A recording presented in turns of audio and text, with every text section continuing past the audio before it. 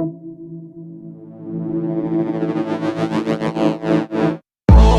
همه راست میرن یهو مثل آفتاب تابیدن قیافه هم آشناس دیدن همش منو به هم نشون میدن کی اومده ها؟ شخصیه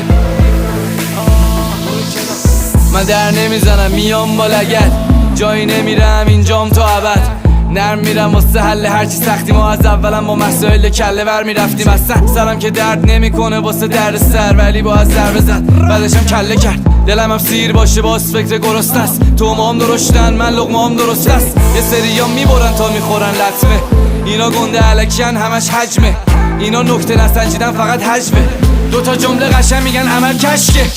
یه لقمه چپم میشن اصلا مزه الان وقت هضمه